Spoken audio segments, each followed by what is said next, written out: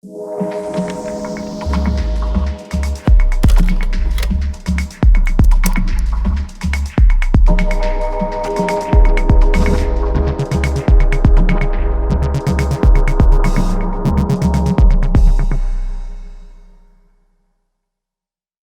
everyone, this is Dave from Archaius Creative, here to walk you through our process for culling usable B-roll footage. Culling footage, or rough cutting, is an important step to any editing workflow.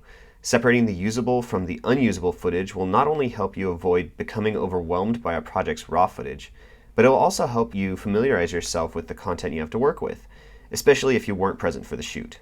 Culling workflows can get pretty extensive and may include entering metadata or descriptions per clip. But we've developed a pretty bare bones approach that ideally keeps this process from being daunting in and of itself while still being effective. Okay, so I've got a project open in Premiere with footage of an athlete preparing for a run. At this point, I haven't done anything but import the media and create one sequence that matches my clip's settings. All of this footage was shot on a Sony a7S II using a combination of a 35mm, 50mm, 85mm, and 135mm Rokinon Sony E-mount lenses. In quickly clicking through the clips, I can see that she prepares in a couple different ways, tying her shoes, pulling up her socks, harnessing her dog, and so on. Based on that, I know these activities will be important to compartmentalize in my edit.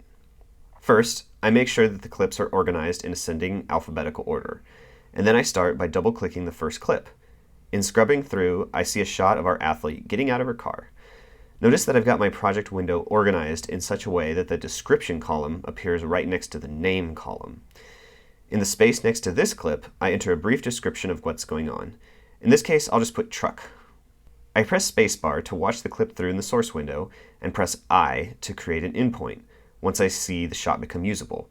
In this case, steady and in focus.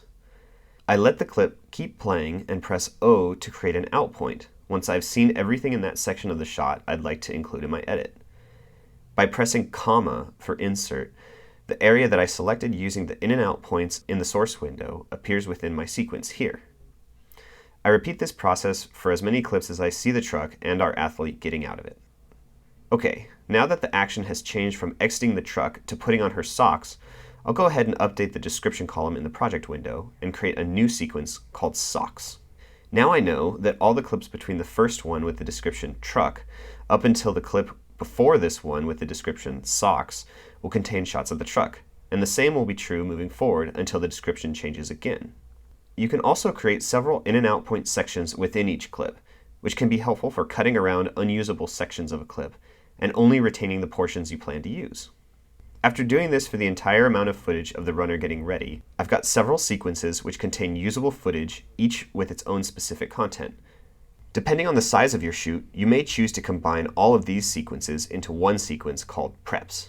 Whenever I do this, I find it helpful to leave gaps in between the chunks of footage that were previously separate sequences, and put description markers over each chunk. I hope you find this method of culling B-roll helpful. Be sure and like and subscribe, and if you have any questions or comments, leave them below.